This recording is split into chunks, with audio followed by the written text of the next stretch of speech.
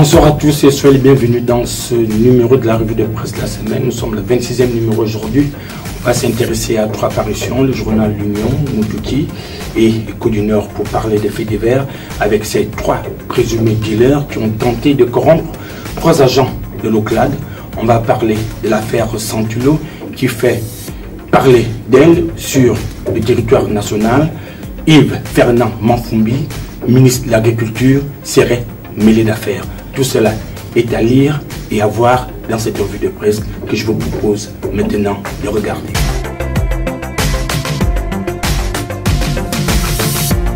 Nous démarrons cette revue de presse de la semaine avec la rubrique Faits divers, avec le quotidien national L'Union, lutte anti-drogue à Libreville, trois dealers présumés tentent de corrompre des policiers. Trois compatriotes tentent de corrompre des policiers. Nous sommes là au quartier Plénoriti, dans le 2e arrondissement de la commune de Libreville.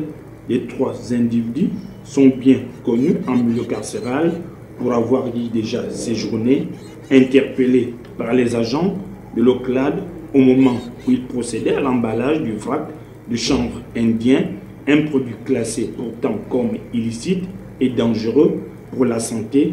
Pour se tirer d'affaire, ils mettent sur la table une somme de 900 000 francs CFA, chose qui n'a pas fait plier ces auxiliaires de justice. Présentés au parquet de Libreville le 30 mai dernier, ils ont été tout simplement déférés à la maison d'arrêt. Éducation avec le journal Moutouki à la page 6.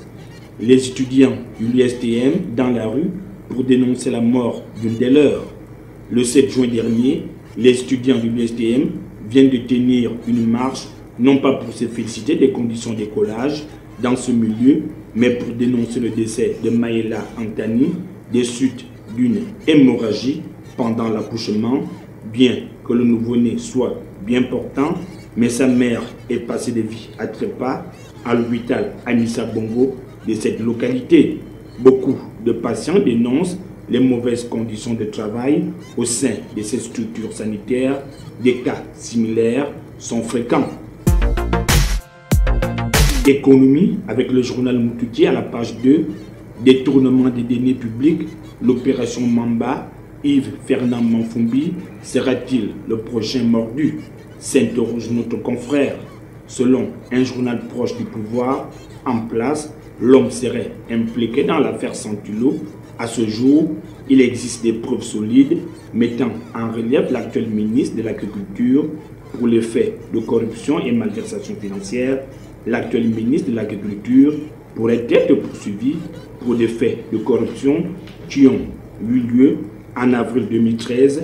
À l'époque, directeur général du budget, il aurait, d'après une voix autorisée, apposé sur un document sa signature, son cachet et la certification service fait pour le paiement de 8,7 milliards de francs CFA. La dite somme concernait la construction de l'école de formation des officiers de Mandilou à Fougamou. Il y aurait eu des actes de corruption dont l'ancien DGB a été le principal bénéficiaire. Toujours avec le journal Moutouki à la page 7, économie, une vingtaine d'employés en congé technique à Necotrans. Cette entreprise vient d'envoyer en congé technique une vingtaine d'employés. Les suspensions et ruptures de contrat sont loin de connaître leur épilogue dans la capitale économique Port-Gentil. Nous consultons le journal Écho du Nord à présent à la page 3 avec le volet politique. Crise post-électorale, le problème n'est pas Ping mais l'imposteur. Notre confrère revient en long et en large de la déclaration de Jean Ping adressée à la nation gabonaise il y a quelques jours. L'homme est revenu sur les difficultés économiques que traverse le pays. À l'origine, le manque de dialogue entre les deux camps, Ali Bongo et Jean Ping.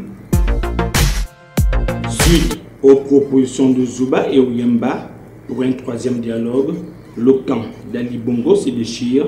Dans la majorité bongoïste, vraiment, ça ne va plus. Un coup, c'est Bilébizé qui dégaine son bazooka pour rejeter l'histoire d'un troisième dialogue, alors que le secrétaire général du Parti démocratique gabonais, Faustin Boukoubi, a déjà salué l'initiative. Un autre coup, c'est Guy Christian Mavioga qui sort le sien pour assurer que le dialogue entre protagonistes est un passage nécessaire de la cacophonie dans l'écurie d'Ali Bongo, la situation politique au Gabon, mais manifestement tous les complices a eu des preuves de visées à Mavioga qui l'emportera, s'interroge notre confrère. Merci d'avoir été des nôtres dans le cadre de ce 26e numéro de la revue de presse de la semaine. On se donne rendez-vous pour un tout autre prochain numéro. À très vite sur le programme de TVS, la chaîne qui va toujours plus loin. Bonsoir.